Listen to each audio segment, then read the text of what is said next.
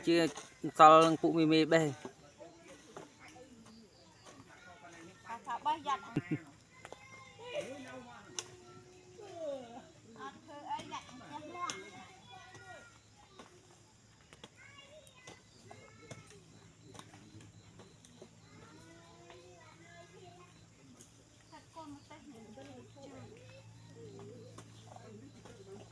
một lần là o làm thế bằng bắt ngon kia phải đánh trôi sấy anh chàng vải đã làm ơi sấy ấy mai có chơi xím rẻ đâm ta năng được bị lượng thoát ở đây qua xa nữa qua cho không thoát trọ đua rồi đây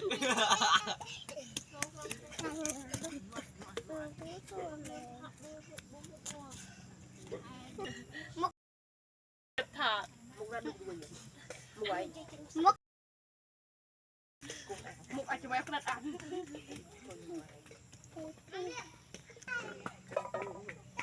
chua luba đó luba lê rồi đâu à đi ba là nhưng mà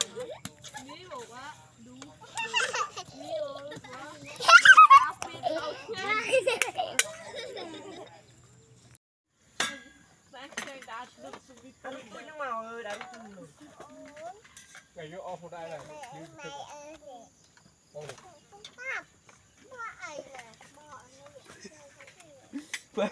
với thon hụt rồi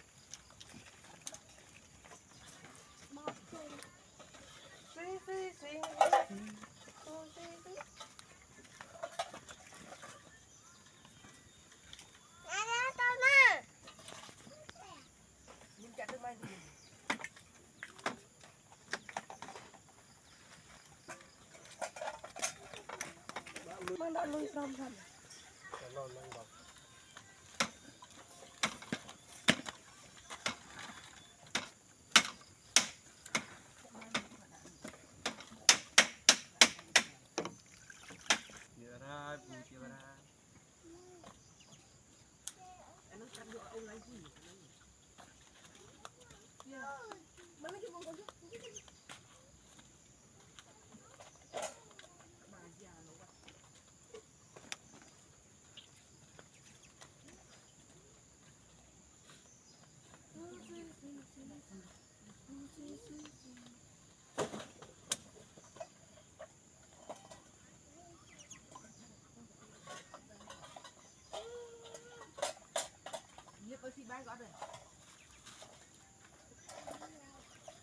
phải ra quát đấy nha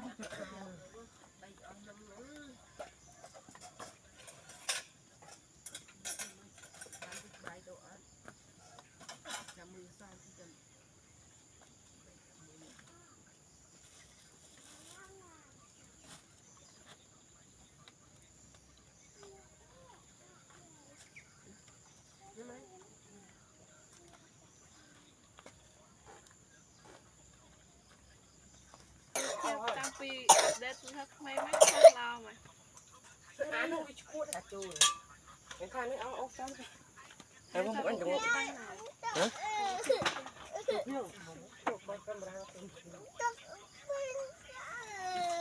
đã mới là lùi là bầy đã ra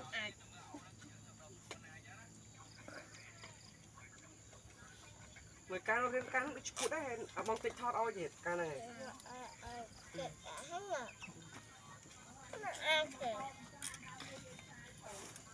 mua anh mau chừng co thì co anh co mình chạy chuồn đi tụt co mà con nó đi này một con một pin đâu không được ngày đạp pin nhẹ này mà đéo bô này người này một rụp anh này anh nó cuộn đấy hả em ơi tôi cắt to nhưng pin nhẹ này nghe bạn đâu này không anh chẳng cạnh đó á đó nó tôi thôi cái nó bay đi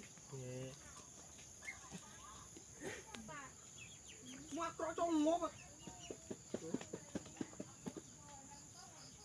rừng hả đi đi phải Cọ vào này cái tê nó cùi vậy cái này còn điều phải thôi nó cầm mập rồi bây giờ băng một bây giờ mới hào giờ được khó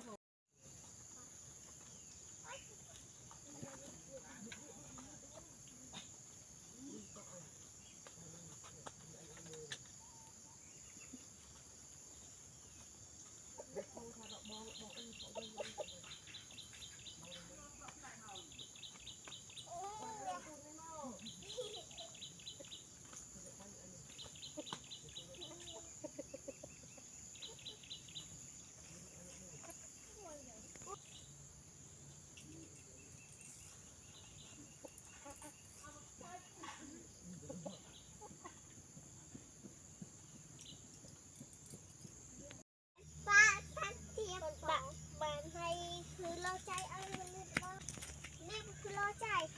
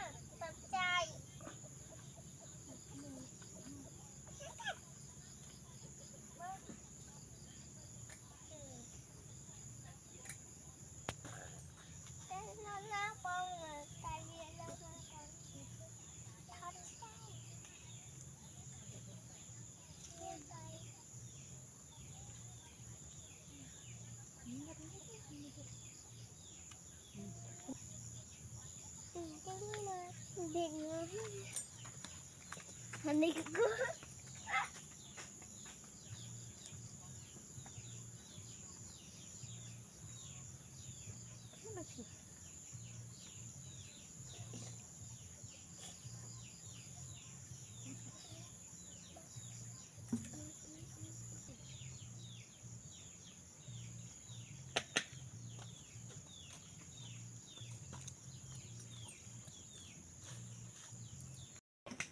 nhưng nó khi tôi lên cái đấy gì cái chân giò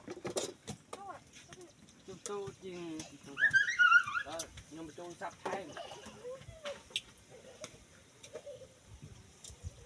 tập bình đạp mà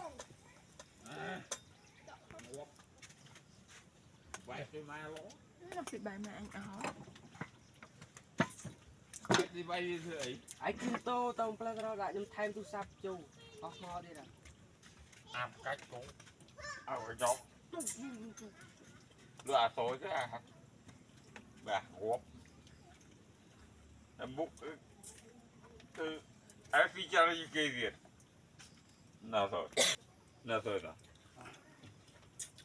Cái phi phi. Khá kê việc. Thì bà đó. Ê kê. Hộp. Nào rồi nào. Đây gì bật. đi đâu